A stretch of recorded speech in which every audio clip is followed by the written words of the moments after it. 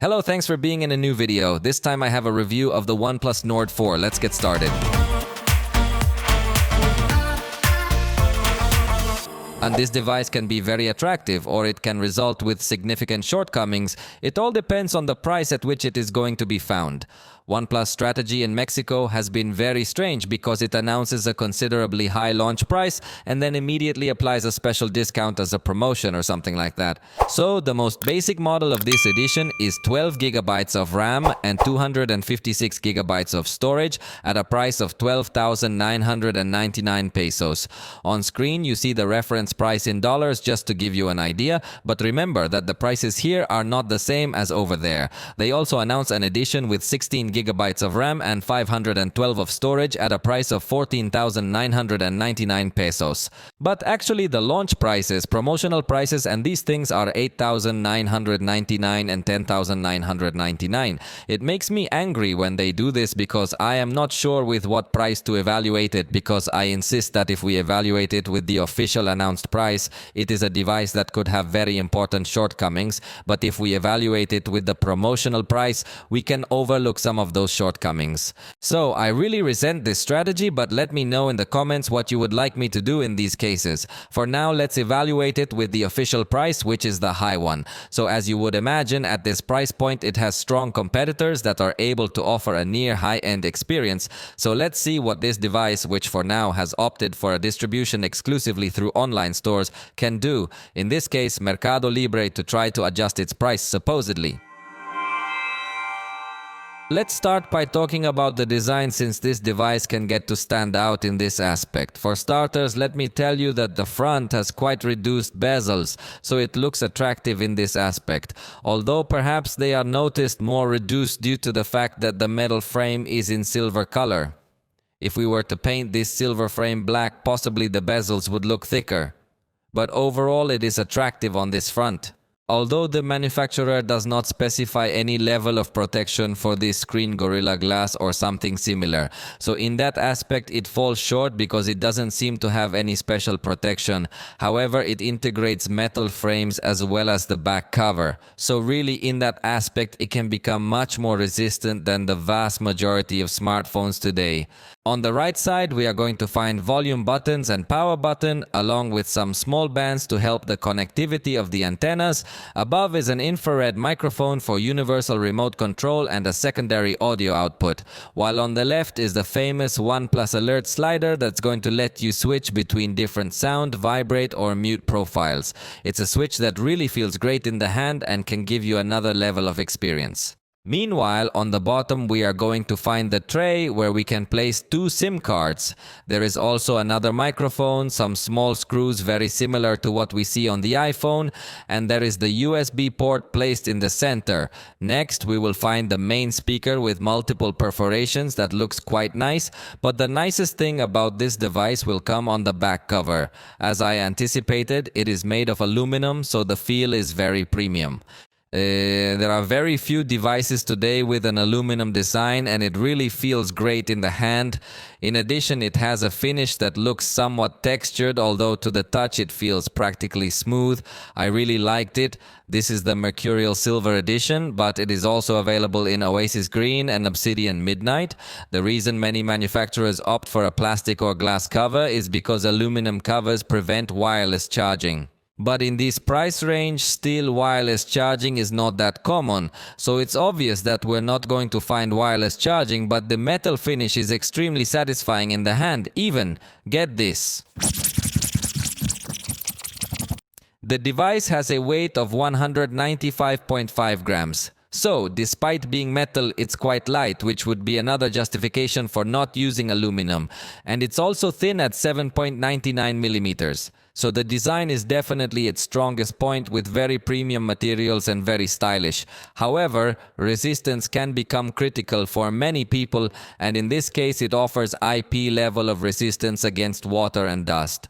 Remember that in this case, this level assures you that the device could survive splashes. It can even survive if you drop it in very shallow water and for a very short time. But really, if you drop it in deeper water or for a little bit longer, it could get damaged. So, design-wise, it has pros and cons. One small detail that has bothered me is that in the left frame is the regulatory information that other manufacturers choose to incorporate only through software, which I would see more convenient because it somehow spoils the design. The screen is 6.74 inches, so it's a bit larger than the vast majority of smartphones out there. It has a resolution that is also higher than average, coming in at 1.5K. To be exact, it is 1240 by 2772 pixels. It is an unusual resolution, but I insist that it goes slightly beyond full HD. So all content will look very sharp on this screen, which also offers AMOLED technology, which translates into having very intense colors, very high contrasts, and also good viewing angles, so that even from the side the screen still has a good view. In this case, it reaches a peak brightness of 2150 nits when you are watching HDR content, since it does support these technologies. Obviously, the maximum brightness is going to allow you to comfortably use this device in bright sunlight. It also has a considerably low minimum brightness, although it doesn't offer an extra dimming option in the accessibility options, but at least the low brightness is noticeably low. This display offers a dimming rate of 2160 Hz, so the flicker is going to be really very low, so your eyes are going to be much less fatigued when you're using this device in the evenings. It also integrates Aqua Touch technology, which will allow you to use this device even if the screen is wet, so you won't get your touches confused. This screen also offers us 120 Hz in its refresh rate to show us perfectly well when we do scrolling or transitions in the system smoothly. And note that it includes two simple calibration modes in case you want slightly less intense colors or more saturated colors. And there's also a much more advanced Pro setting with a cinematic or bright color gamut so that you as the user choose specifically how you want this display to look. It also has a manual adjustment of the color temperature of the screen, although I would like it more if it had an automatic adjustment of that parameter. In conclusion, the display delivers without any problems. The sound of this device has really surprised me for the better.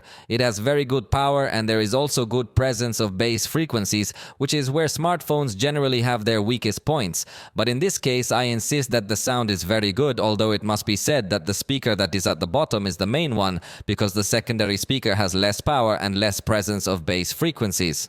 But overall, they complement each other well, creating a wide feeling of stereo sound. How about listening to a small test, but remember very well that it is not the same to listen to it live. En vivo.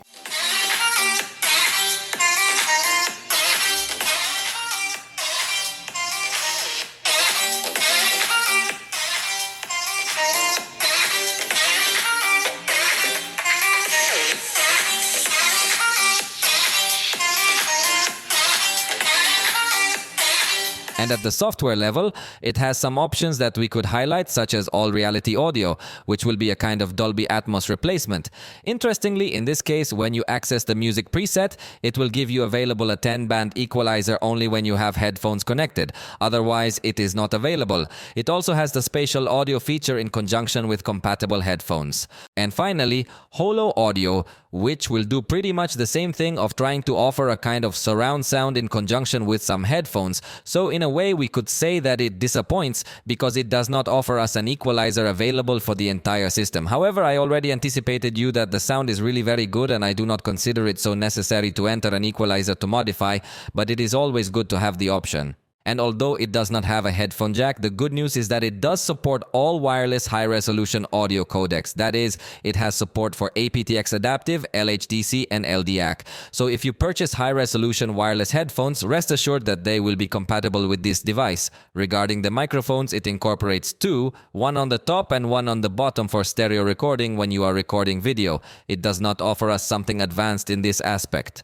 Let's listen to a test. Esta es una prueba de audio grabada con los micrófonos del OnePlus Nord 4. Now let's put these microphones to the test in a much noisier environment to try to simulate how they would behave at a concert.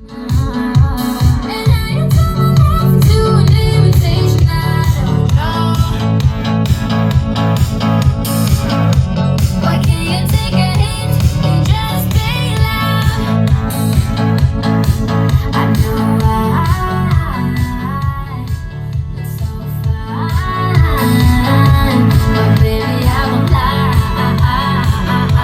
I want you by my side.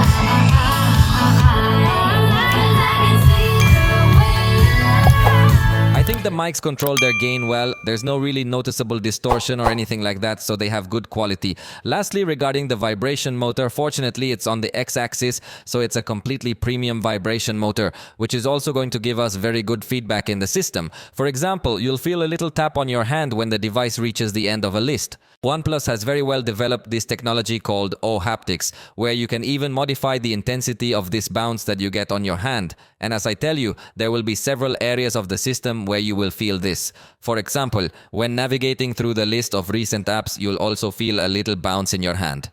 Or when you use sliders like this one for brightness, you'll also feel this little bouncing effect in your hand that gives a very premium feel. So in this aspect, it outperforms most of its rivals.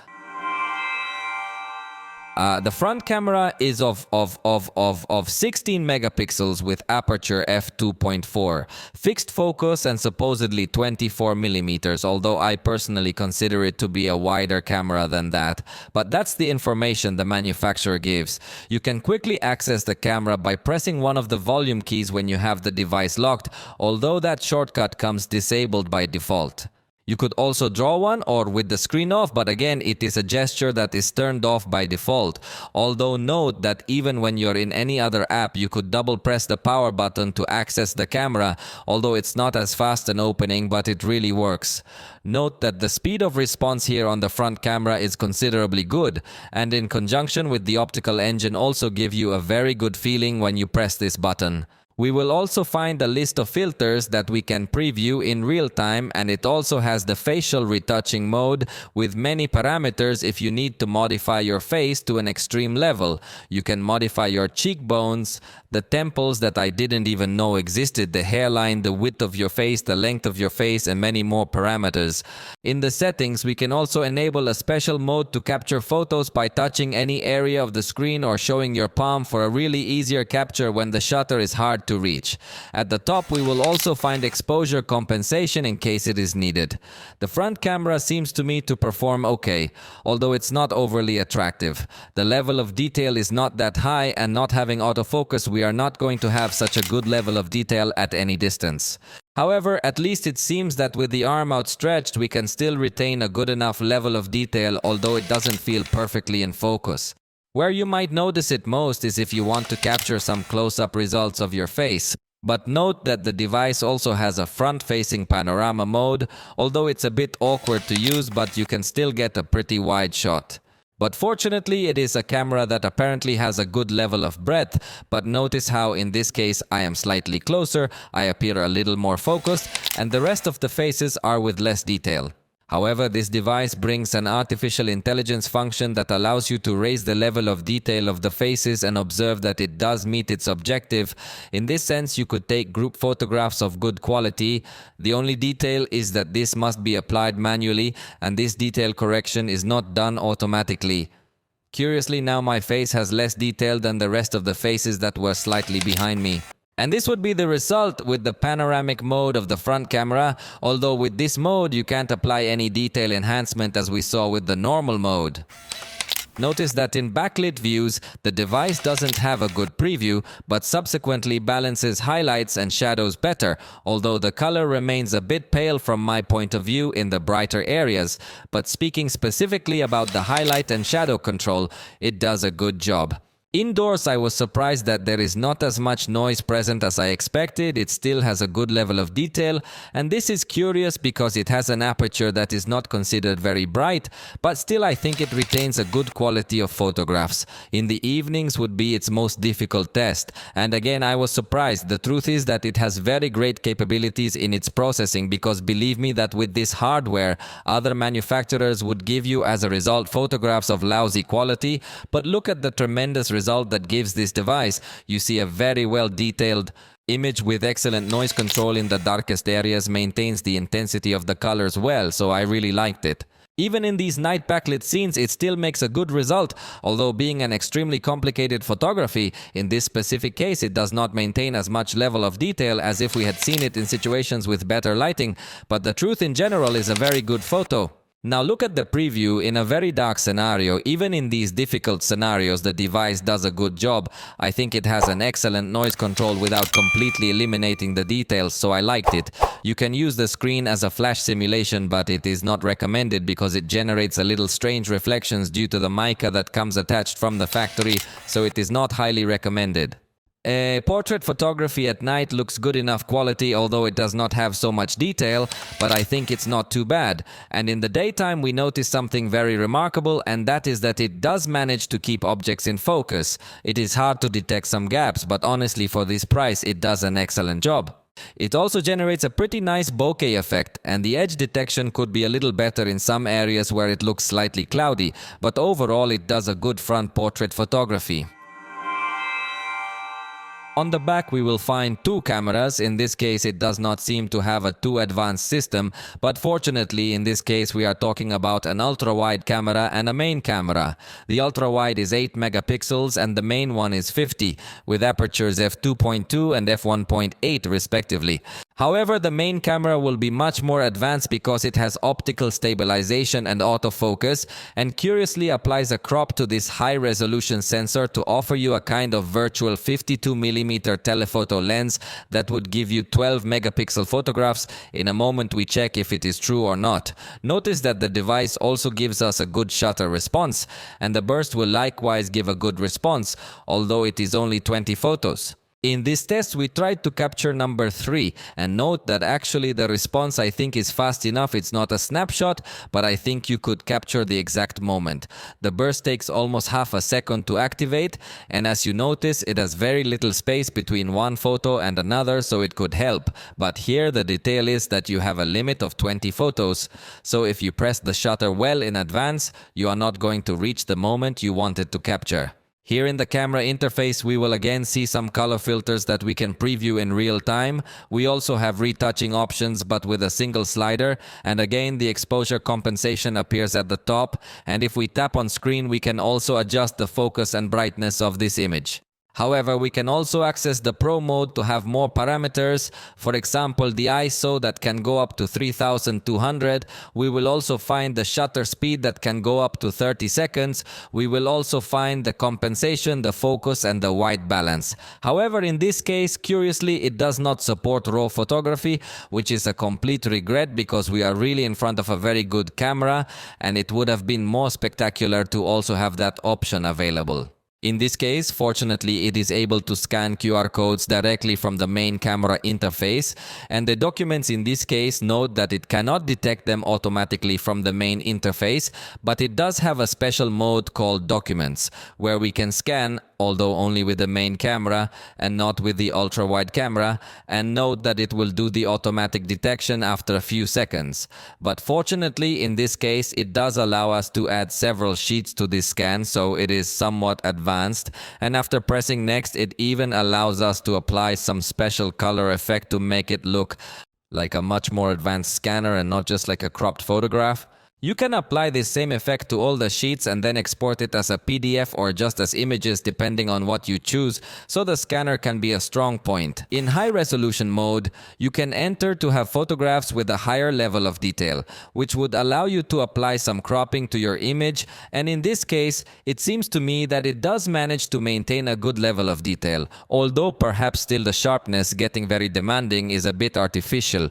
Note that in motion scenes, the ultra-wide camera seems to me to do a good job, although the main camera has better capabilities to somehow freeze time. In outdoor scenes, the ultra-wide camera seems to me to give us a good quality picture.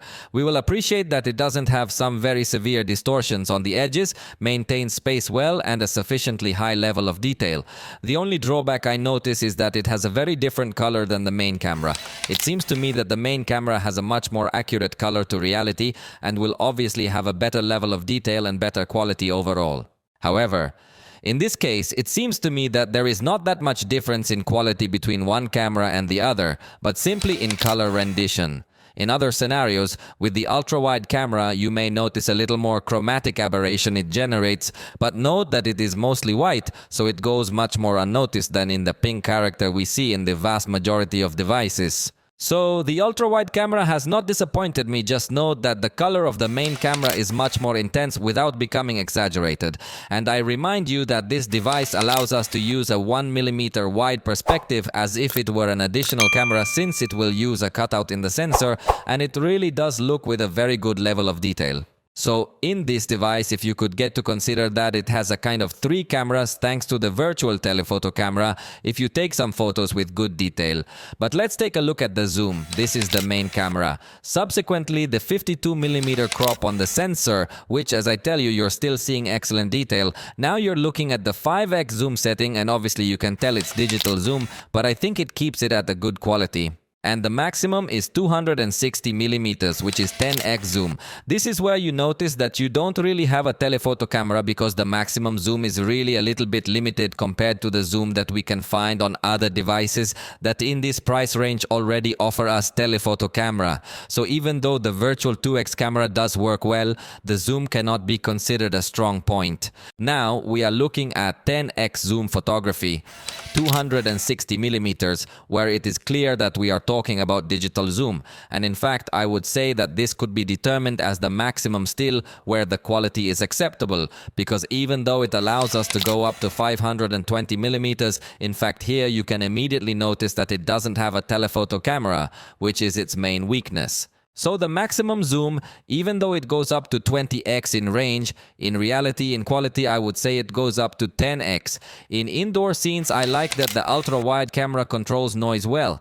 Note that we simply appreciate a bit of graininess in the darker areas, but it really is a good picture that maintains color saturation well. Although it's clear that the main camera will again do a better job maintaining especially the textures, since it has a greater light input and therefore doesn't have to deal with as much noise to try to remove it. So here we see a lot more detail. And in backlit scenes, notice that the preview is indeed optimized, although in this case it was not an exaggeratedly aggressive backlighting, but the result is quite good.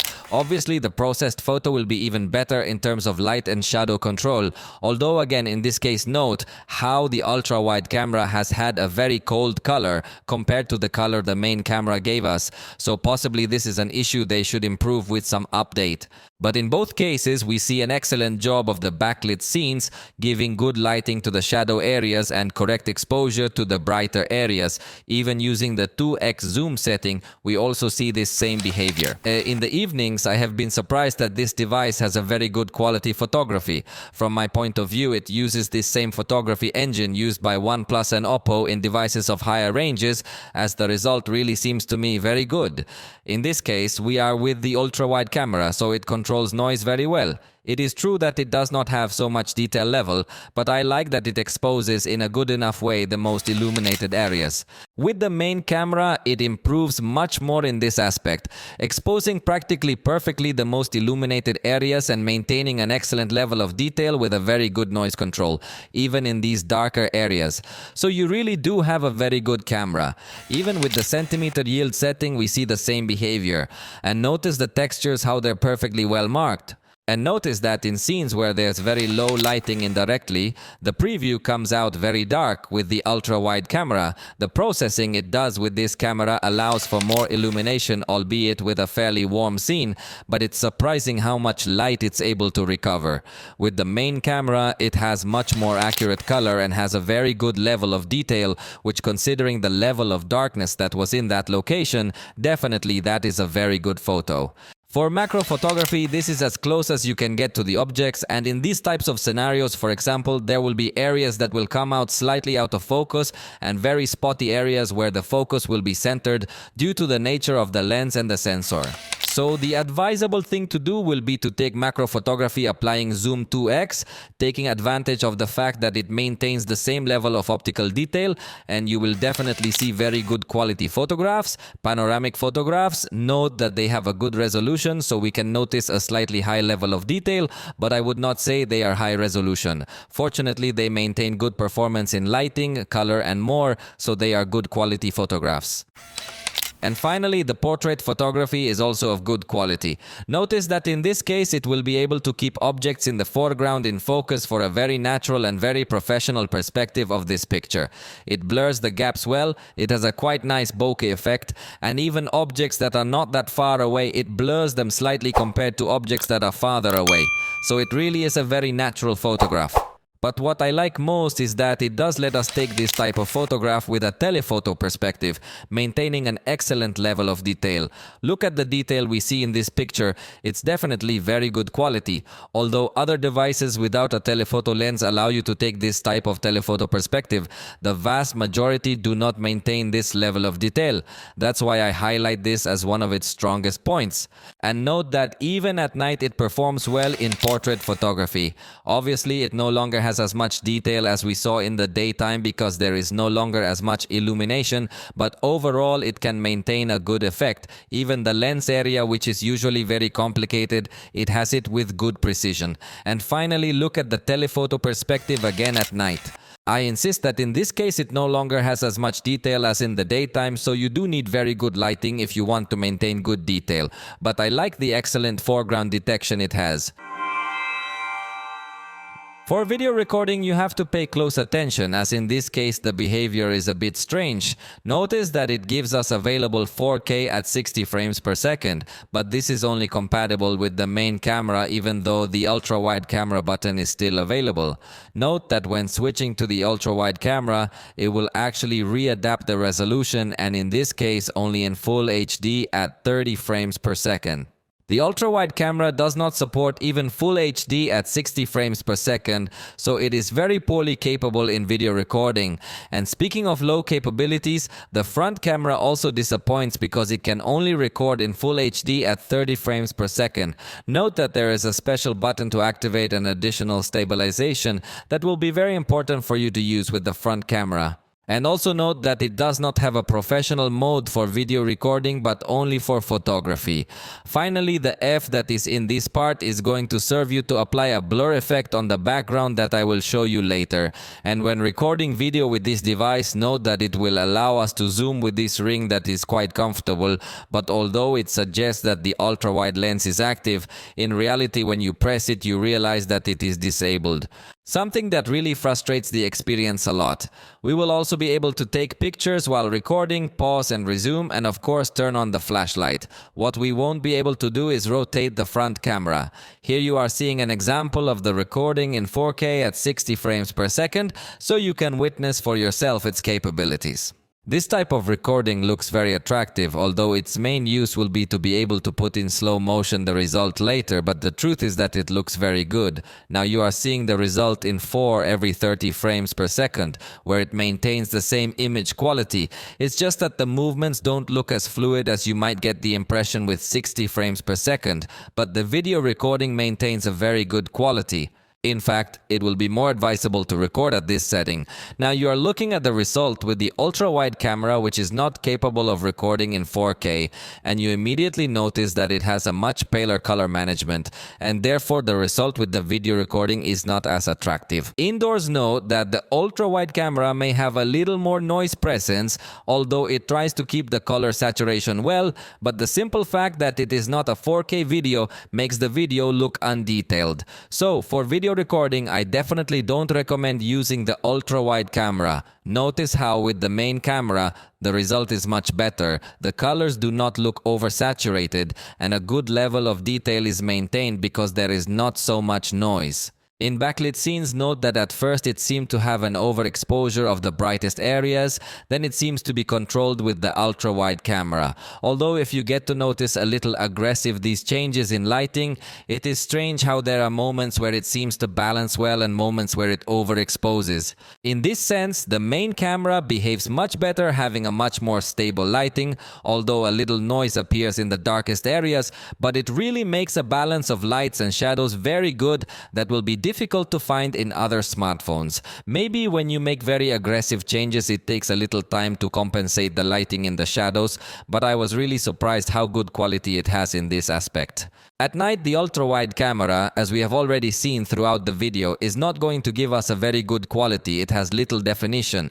To try to remove noise, it will also remove a lot of detail, so the video really looks low quality. The main camera has better quality, although it's not completely noise-free, so it's not its specialty. I think it does require well-lit conditions to have a more attractive result, and especially when there are aggressive changes in lighting, it also gets to mark much more noise that later, a few seconds later, is controlled in a better way.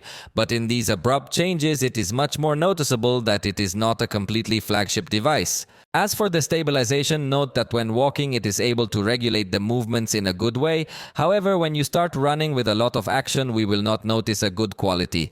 Compensation movements are very abrupt, so it is not designed for these scenes. For action scenes, it is probably more advisable to use the ultra-wide camera, which has more space and can, let's say, better disguise the movements even when you are running. Although you obviously have to sacrifice color and level of detail, because I was telling you that the ultra-wide camera does not record as beautifully, although note that the device also integrates an ultra-steady mode with the main camera, but the resolution drops to full HD. However, with this ultra-steady mode, I think it does do a much better job compared to the normal stabilization mode. It's still not attractive enough though, especially since it applies a very significant crop and looks like you're zooming in. As for the focus, I think we will find a good result with a focus that reacts in a good way, both in fast movements and in subtle movements, and it is not getting confused at every moment. As for the zoom range, I have to give you the bad news that it doesn't allow us to switch between the ultra-wide camera and the main camera. So if you want to zoom, you have to start recording from the main camera. And in this case, notice that it is a zoom with much less quality than what we saw in the picture, even though the maximum range is 10x. But the truth is that the result looks with a very low level of detail, so the zoom is very bad in video recording. Note that this device does integrate a portrait recording mode blurring the background, although you have to be a bit static to get a better result. If there is a lot of movement, you may notice a lot of artificial edges. The effect is maintained even without detecting the face, but does not change its intensity depending on the distance. In addition, it notes that the objects are still out of focus, so it is not able to give a very natural result. In slow motion, this device offers us two settings. First, you are watching full HD at 120 frames per second, where let's say it maintains a good balance between a good level of detail and a slow enough scene. But you can also go slower, at 240 frames per second. However, the resolution drops down to HD. And even notice that there is a kind of flicker on the object that had the fastest movement. So the truth is that the result might not be that appealing in terms of quality, but for some creative social media scene, you might have a good result. The fast camera notes that it is indeed stabilized, though not as professionally, but enough. Its most basic speed setting is 10x, which could still be useful for recording people. What is noteworthy is that it is indeed in 4K.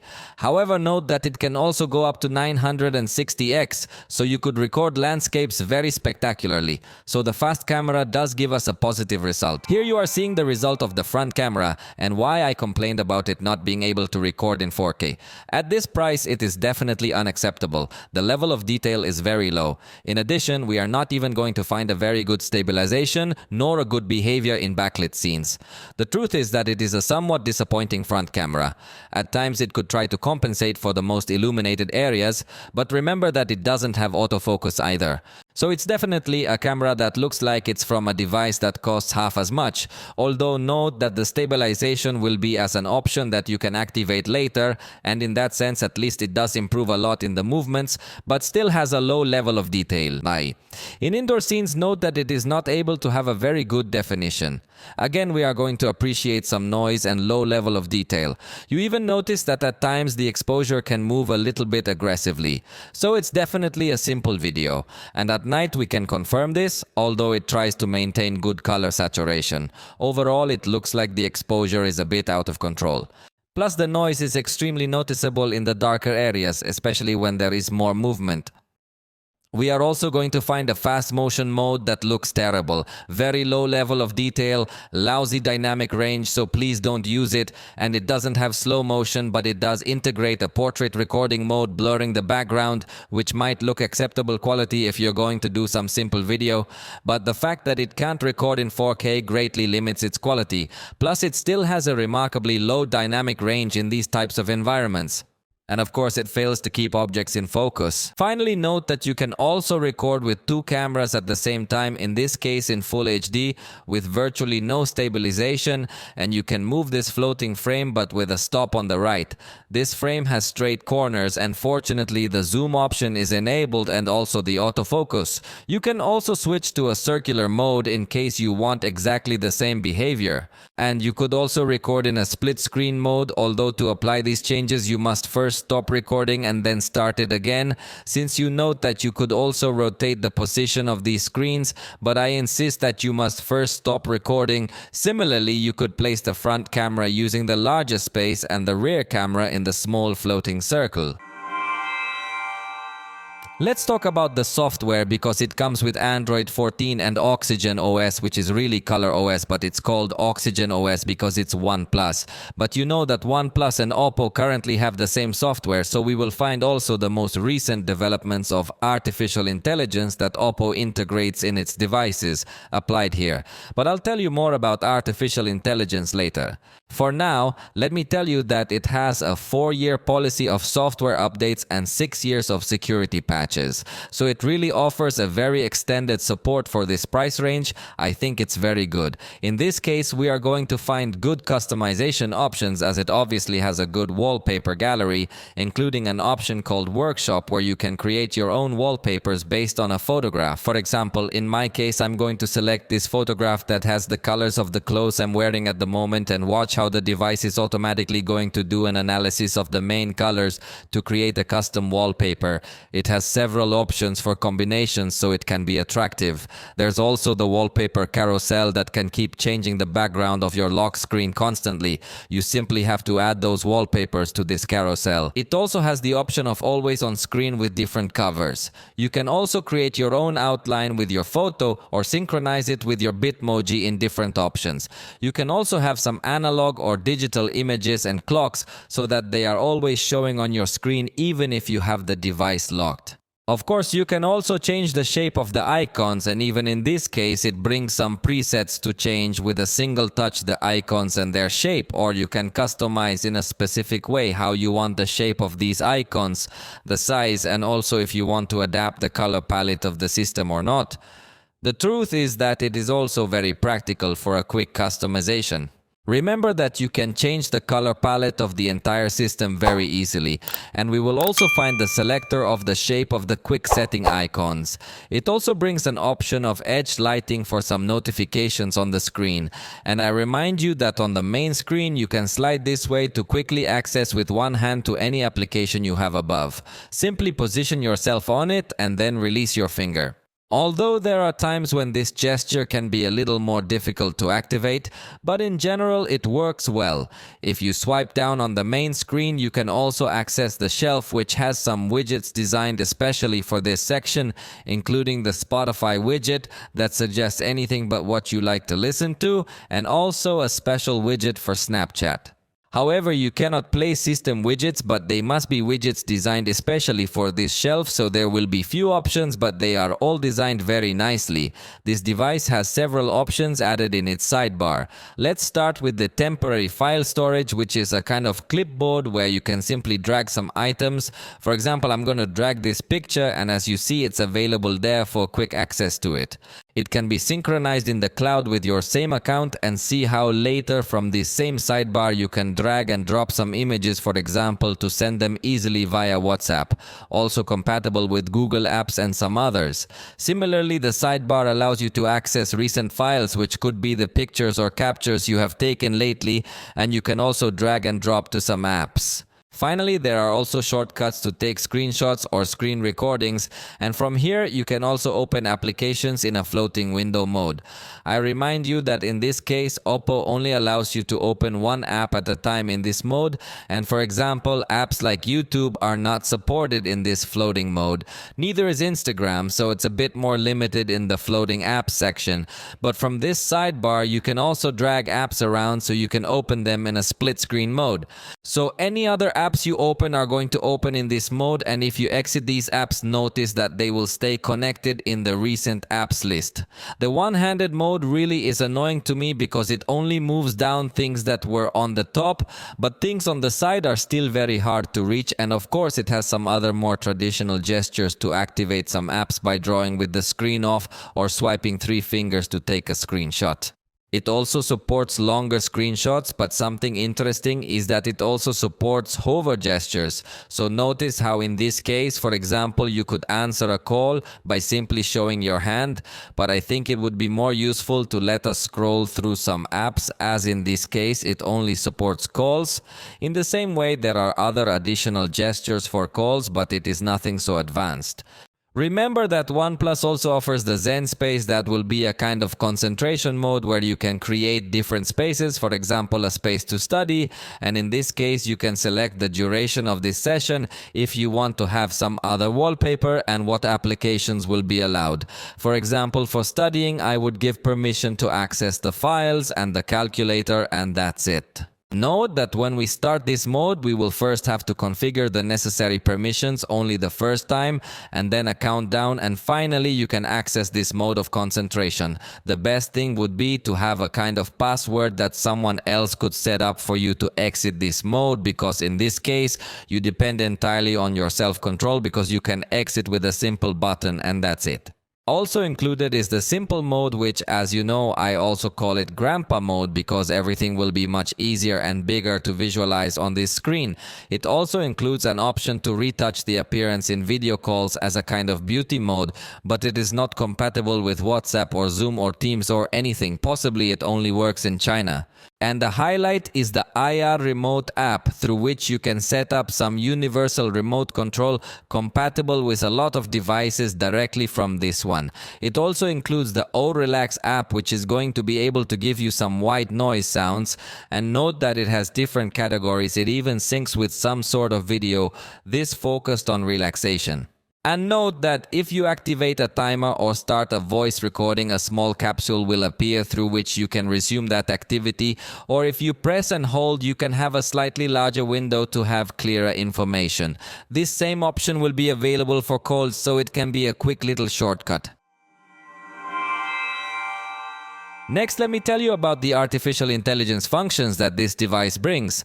For example, note that in the voice recorder we will be able to have a specific transcript of everything that has been said, and you can also have a summary that is quite detailed and works very well.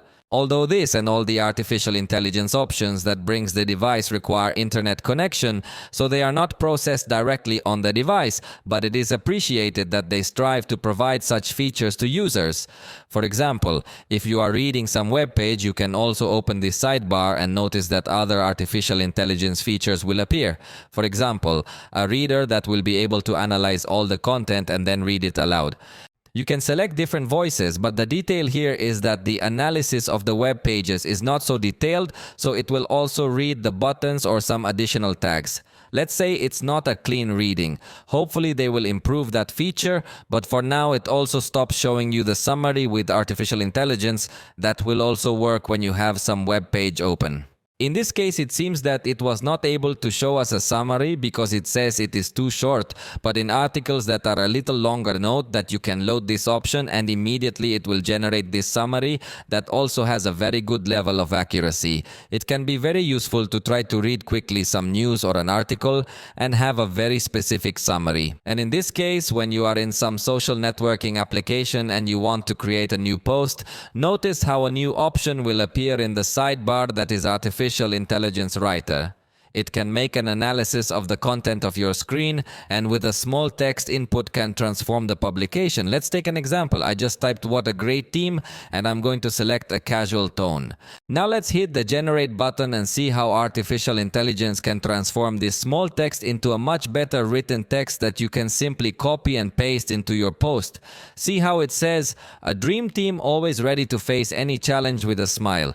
What better way to start the week? I find this very useful for community managers or if you usually publish several things about your company or business to get more ideas. I remind you that this device also includes a photo editor with artificial intelligence. So just press the eraser and then you have three options. You can enclose objects or people with the smart lasso, paint over them in a specific way, or ask it to automatically detect people who are in the way. But notice how you could even remove entire people from your picture, and the analysis will do it in a very specific way. A few seconds pass and the image is filled in with generative artificial intelligence in a remarkably good way. So it's not a simple draft, but it's a draft with generative artificial intelligence. In group photos that you have captured with this device, there will also be a button to improve the sharpness of the faces. And I showed you a moment ago that the result is really very good. And it also includes an option to correct this when someone has their eyes closed, although curiously for it to work, you need to have taken several pictures of the moment, and in some of those pictures the person has been with their eyes open. In this case, for example, there are 3 people with their eyes closed. Let's see if it solves it. And supposedly you have to press the upper right corner, but in this case, curiously, I don't get the option to correct the eyes. So it is activated automatically in very specific scenarios that for practical life is not very useful. Another option is AI Smart Cutout that will allow us to apply this type of cuts quickly, and as I say, you can save them temporarily in this sidebar. Finally, remember that there is Gemini as this artificial intelligence assistant on all Android devices, which you can call by sliding from one of the corners to the center, and you can request any type of information, but this comes on all Android devices. With regard to security, fortunately it integrates a fingerprint reader inside the screen that works well, supports up to 5 different records, although it is not as fast as the readers that are outside the screen, but honestly it responds in a good way. In addition, in this case, also allows you to change the animation at the time of recognition of the fingerprint, and you can also create shortcuts to some applications or application functions directly from this reader. And to activate it, just simply hold your finger on the screen when you do this fingerprint recognition, and then release your finger when you're on top of the shortcut of the application you want. It also has facial recognition, but it is in 2 dimensions, and we will not pay much attention to it. And to keep the device unlocked in secure environments, it has Google Extended Unlock, which gives you a lot of convenience. For automatic form filling, it has Google Autofill, although it fills in without verifying your fingerprint first, so it's not so secure in that respect. But I remind you that in the Google settings you can request that it verifies first, but it would be much better if it came configured that way from the factory. And of course it has other advanced security features such as application locking, or also an option to hide applications, and private safe where you can store all kinds of things protected with your fingerprint. It also has an option to clone the system completely, and it looks like you have 2 phones in one. In addition, it also has the application cloner to use 2 accounts of the same application in this cell phone. If you misplace your phone, you are completely dependent on the Google device network, so it is not so advanced in this aspect. I would have liked OnePlus to have its own network. What we will find here will be the kids mode, where you can select which applications or games will be available to the child, and obviously cannot leave this mode until you authorize with your fingerprint or a pattern. And to access the settings, you also have to verify first by your fingerprint, and note that you can also authorize the internet connection or set a time limit in addition to the view protection, or it could even throw an alert when you are using the device in a very dark environment or with your eyes very close to the screen. So it is a child mode that can be really very useful to lend your cell phone. It must be said that in this case it relies entirely on Google Play Protect to prevent malware, and that we already know is not so safe. There are other devices that include collaborations with antivirus, but not this one. Finally, I just want to show you that it includes a repair mode that will somehow block everything that has this device, so that in case you need to take it to repair, you do not have to completely empty your phone. battery of this device is 5,500 milliampere hours, which if you only look at the figure would seem like a very attractive battery, especially also because the device is very thin. But it seems that to reach this capacity and achieve this charging power, the device has a battery split into two cells, and that generally translates into a really low life. In fact, I could tell you that it actually gives a performance similar to a battery close to 4,000 milliamp hours. So with this, you realize that it's a battery that doesn't perform as well as it should, especially when you have very demanding activities running in the foreground. For example, if you're constantly gaming or if you're editing videos in a very extreme way, the device really gets to drain fast. In my extreme foreground draining test, it performed just over 3 hours. Really disappointing all the way around. In the background test, it stretched a bit longer, reaching almost 4.5 hours. But that's something that other devices achieve with 5 milliamp hour batteries, and even others can extend it much longer with smarter management of background apps, so it falls short of being remarkable on battery. In fact, it might disappoint if you're someone who does very demanding activities. So it's going to be very likely that you're going to need the power saving mode, which fortunately comes in two options, one traditional and basic and another one that you might use in some emergencies because it can restrict a lot more things while still leaving 3 slots available for applications that you consider essential. And this is one of those devices that combines a, let's say, low battery life with a very high charging power, as it supports 100 watts. In 15 minutes it recovered 45% of the energy. In half an hour it was already up to 86%, and the full charge was completed in 36 minutes. It is an exaggeratedly fast charge, but you know that the charger is not included in the box, at least in Mexico and many other countries. So it definitely bothers a lot to have to buy the charger, because sometimes it is a bit complicated to acquire the original charger. Since remember that it must be compatible with the SuperVOOC standard, which is the standard used by manufacturers such as Oppo, OnePlus and Realme, but if you try to use a 100-watt power delivery charger, it's not going to be compatible. So you're really very limited in this regard. It would be much better if they included the charger in the box. Also, as I anticipated, it doesn't have wireless charging because it has an aluminum cover. However, to take care of the health of the battery, note that it does have smart charging that will turn on your charging routine to charge slowly in case you leave charging the device all night, or an 80% charge cap that could also help if you have the device plugged in all day. Also note that it shows us the current health of the battery, which in this case is still at 100%, and this data can be very useful if you are going to buy the device second-hand. For connectivity, there is good news because it does bring support for 5G networks and also support for Wi-Fi and 6 networks. So it offers very good download speeds. In addition, through the software, you can select which applications will be able to access the internet with your mobile data and which applications can only do so via Wi-Fi to avoid bad surprises in consumption.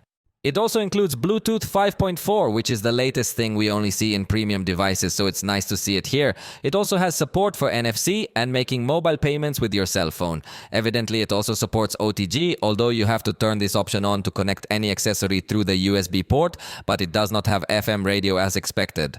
In addition, it will not be able to project your screen via cable, but it can do it wirelessly, hiding notifications and even having the possibility of projecting with the screen off to consume little power. So let's say it partially complies. It also supports Android Auto and includes a good variety of sensors, including accelerometer, geomagnetic field, orientation, gyroscope, light sensor, and fortunately the proximity sensor does work well. It is completely physical. There is no drawback in it complying in a good way.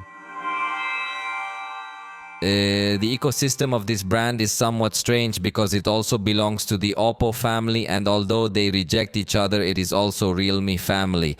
They make each other ugly, but they are family. So let's say it would also be compatible with some Oppo accessories like the Oppo Pad or the Oppo Watch. And on the OnePlus side, they also have the OnePlus Buds. Let's say you have a good catalog of accessories available with enough interactions with each other. For example, you can tap the earpiece as a camera shutter, although curiously in this case Oppo Share is not included, which would be much more useful to be able to send files between this same brand.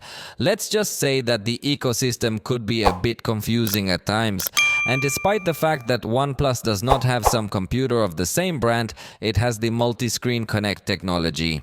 So if you install these options on your Windows computer, yes, you could transfer photos much easier, duplicate the screen, even use apps directly. But everything is going to require additional configuration that could be much more time-consuming than pre-configured ecosystems. It also comes with the Windows Link feature already linked to use the phone link application on your Windows computer. So there are two options available, but both require additional configuration. It also includes a technology called Beacon Link that will allow you to make calls without any mobile signal with nearby contacts that have a OnePlus, Oppo or similar device with this technology. The call will be made via Bluetooth, so you need to be close or at least outdoors without any obstacle for it to work.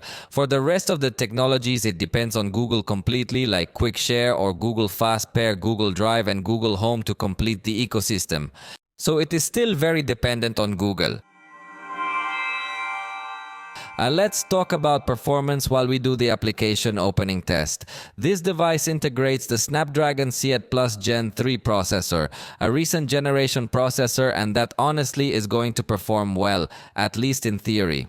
The highest option, remember that it has 16 gigabytes of RAM, and through software can be expanded another 12 gigabytes of virtual RAM, although by default it comes on with 4 gigabytes of virtual RAM. In this case, it took 2.5 seconds on average to open these apps, although in the case of WhatsApp, I hadn't realized it has a lock, so it hadn't closed completely. Remember that if you want to put some applications with padlock, just press that additional menu and have the option to lock or unlock. With this, the applications are going to stay forced in this list of recent applications. In this case, I am testing the model with 16 gigabytes of RAM and observe that the operation is being completely correct. Let's even navigate inside some application for you to see that the device also maintains a very good performance. It was very fast when opening applications, and it's being fast as well when navigating within these applications. We're not seeing any kind of restarts when we're switching back and forth between these apps. So the performance is really going to be like a flagship device. This processor, even though it's not a Series 8 processor, it's actually going to give us pretty much high-end performance. So there's not much to really complain about in this device. In this case, I have the addition with 512 gigabytes of storage and notes that it is able to achieve a good read speed, although in this case, not at the level of a flagship device. So yes, it is a bit more limited, more suited to its price range, but it is still, I think, a more or less good experience. Although even in the right speed, it is slightly low at times. It seems that it is not able to reach a constant high speed, neither in reading nor in writing, but I think it is not bad at all. Anyway, let's try a practical case, since at the time of exporting video, it will use both processor, RAM, and storage. So let's put this job to work. Remember that these are videos recorded in 4K with this device, which in total will have a duration of 1 minute. And well, as you noticed, it even rebooted. I don't know what happened, that the exporting process was interrupted. It looks like it's not going to be a good option if you want to work with 4K video. At least with CapCut, it doesn't seem to work in a good way. But we have put this device back to work to see if in this second process it improves a little bit. And it finally managed to finish. It took 1 minute and 25 seconds. That's an exaggeratedly long time. It seems that something is still not working very well in conjunction with CapCut. I will repeat the same test of 4 videos recorded with this device in 4K, but now in LumaFusion to see if this is a problem with the application or the device. So as you notice, again, we're going to do this same process of exporting the video in 4K. And we wait to see how long it takes in total to export all these video clips. And presto, it took 43 seconds, so it did improve a lot, although it's still not that spectacular. And I remind you that the device does not support micro SD, but if you buy the version that has plenty of space to store all kinds of content, for games, there is a specific application that collects all the content you have installed. It also brings a quick game section where you can access some content without the need to install them, so they do not use internal storage. In the settings, we will also be able to access the additional tools that come on by default, but in case they do not appear here, you can activate them. You can also hide the game icons from your main screen. And note that it comes with several tools to avoid being disturbed. For example, you can answer calls automatically on speakerphone so that no interruption appears. You can also change the style of notifications so that they don't appear as a bubble that gets in the way, but as text or as bullet points that scroll across your screen to further avoid any interruptions or definitely block notifications. So you decide the style. You can also block the automatic brightness, enable a special vibration effect, but only for supported games, and also cache games for faster startup. In addition, the device could adjust the resolution automatically to improve performance or prevent overheating. And you have here a more detailed description of the championship mode that will avoid interruptions and improve the connection, plus HDR filters that for now are only compatible with PUBG. When opening a game, you can slide a special panel of options from the top in the corner down. The opening can become a bit complex because it can be confused with the notifications panel, but once you get used to it, you can open it more easily. In this panel, you can see how many frames per second your game has at that moment and change the performance style if you want to save battery or give preference to pro gamer mode. You also have control of your Spotify music and brightness control. You can also activate the championship mode, which, as I told you, will optimize the network and avoid any kind of interruption. In addition, we are going to have call blocking available directly from here. You can also enter the quality settings so that, for example, you can activate Hyper HDR effects for some supported games or high resolution graphics again for supported games. From this side menu, you can also take screenshots or start screen recordings, as well as optimize the network and also optimize the touch response of the display.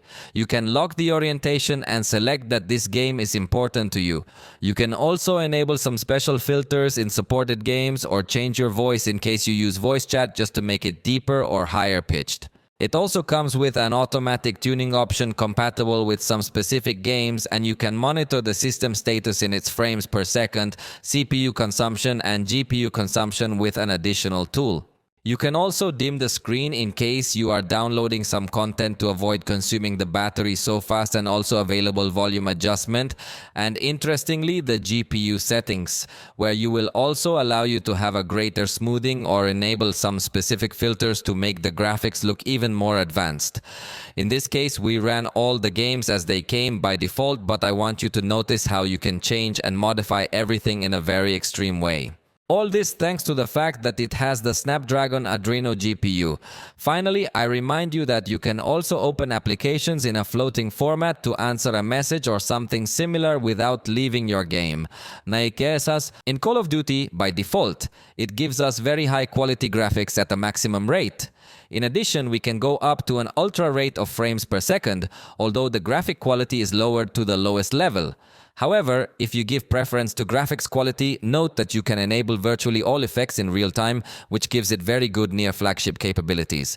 Giving priority to the graphic quality, the device had an excellent performance, a small low peak but nothing serious. It was only at the time of falling on the map, but everything else you are seeing yourself in the graph, which remained with excellent stability. In addition, it averaged 60 frames per second and the temperature was 37.4 degrees Celsius, so the experience was really very good. Giving priority to the refresh rate, again we can see a lot of smoothness. Even recording the screen, the device behaves very well. It maintains excellent temperature control, very high frames per second, so there's nothing else to criticize it for. In fact, it is a very good device for anyone who wants to play this content. We then tested Legends and changed the automatic setting to a high setting at 60 frames per second. And again, the performance was very good. This game usually always tends to have a few low spikes, and on this device it will be no exception. They are still present, but the truth maintains a very good experience. Your average is still very high frames per second and excellent temperature control, so even recording the screen doesn't seem to have any complications on this device. SpongeBob by default is at high resolution and quality at 60 frames per second, and we kept it there for testing. And although it doesn't maintain perfect stability or anything like that, the truth is that the low peaks are relatively high in frames per second, so the lowest peak was just 53. So despite not maintaining a completely stable experience, it does give us a very fluid feel, and best of all is the temperature control. In this case, we played in a temperate environment and it still controls quite well. I don't know how much of an influence this aluminum cover has, but at least in the hand feel it feels quite cool, and it doesn't seem that the internal part is suffering from too much heating, because otherwise it would lose performance, and in this case we see that it is not. Finally, we played Henshin Impact. By default it loads medium quality, which already speaks very well of this processor. To put a test according to its price, we turned it up to high quality at 60 frames per second. And again, the result was very good. Obviously, it is not completely free of a few low peaks, but the truth is that in general it always maintains very high frames per second. The lowest peak was a mere 49, so despite seeing fluctuations, you always have a smooth feel to your game. In this case, it is a very good choice for gamers, because even recording the screen we do not notice that it comes to have problems, and especially what I want to emphasize is the good temperature control that has, because usually in this game devices are usually much closer to 44 or 45 degrees Celsius in the worst case, but in this case it is below 42 degrees Celsius. That, speaking specifically of this game, will be something very remarkable. So it's definitely a good one to play. In conclusion, if you find this device at the promotional price, it's going to be a very attractive alternative, especially because of the design that it has aluminum, which will be very distinctive. It also has a very good screen, very good sound, the cameras comply very well except for the zoom and some things of video recording. The battery will possibly be something where it is going to be a bit lacking, but it can be compensated with fast charging if you buy the charger separately. But the performance has definitely been of very good quality, plus it comes with good artificial intelligence features, so it looks like a very good competitor to me. Let me know what you think in the comments. For now, we have reached the end of this video. I hope you liked it. If you did, you know you can let me know, and I'll see you next time.